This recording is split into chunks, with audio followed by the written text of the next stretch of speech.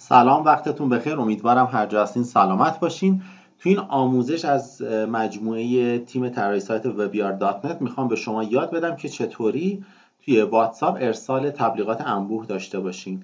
نرم افزار رو تهیه بکنید، لایسنس رو وارد بکنید، بعد از فعال سازی در این بخش متن پیام خودتون رو ارسال کنید و در این بخش با راست کلیک کردن و ایمپورت فایل شماره تلفن شامل 98 و شماره موبایل بدون صفر یا به وسیله منوال ایمپورت اطلاعات رو به صورت کپی میکنید و ایمپورت میکنید. من قبلا شماره رو داشتم و ایمپورت کردم.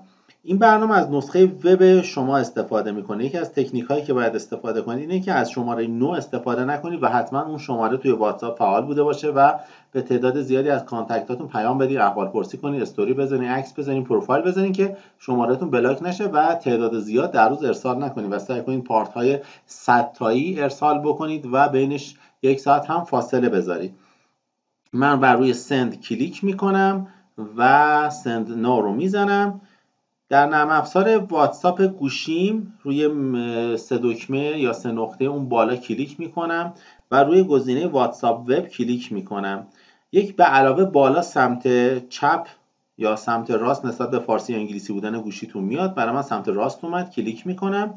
میگه که یک کپچا رو اسکن کن. گوشی رو میبرم روی صفحه و کپچا رو تشخیص میده و وصل میشه به گوشی من و شروع میکنه شماره ها رو برای من دونه دونه اد کردن و ارسال تبلیغات کردن.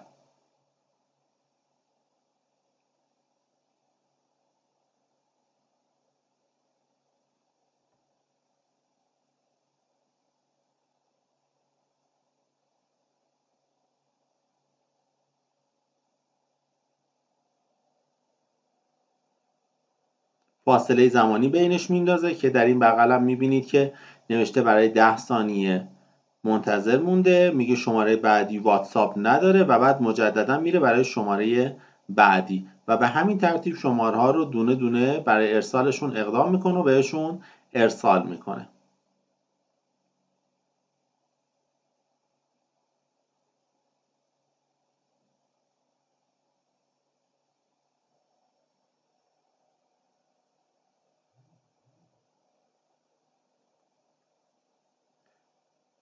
همینطور که میبینید فاصله میندازه به ترتیب. یکی از قابلیت هایی که این نرم افزار داره اینه که برای تبلیغات مستقیم استفاده میشه. هزینه ارسال ندارید و بدون هزینه ارسال انجام میشه. قبلا مجبور بودیم آی پی بگیریم، ای پی آی بگیریم، ارسال ها رو از طریق اونها انجام بدیم، ولی الان دیگه به راحتی میشه این کارها رو انجام داد و اصلاح کرد و تغییرات انجام داد و خیلی راحت برنامه نصب میشه روی سیستمتون و لایسنس میدید، فعال سازی میکنید، آنتی ویروس رو ببندید که پهنای باند بیشتری داشته باشین برای اینترنت، مرورگرها رو ببندید، برنامه‌های آنلاین رو ببندید، توی خونه از اینستاگرام و غیره استفاده نکنید تا پهنای باندتون از بین نره. حتما با خطتون فعالیت داشته باشین. هر 50 تا 100 تا ارسالی که دارید وایسین جواب مشتریان رو بدین که سوء تبلیغ و سوء برندینگ براتون نشه.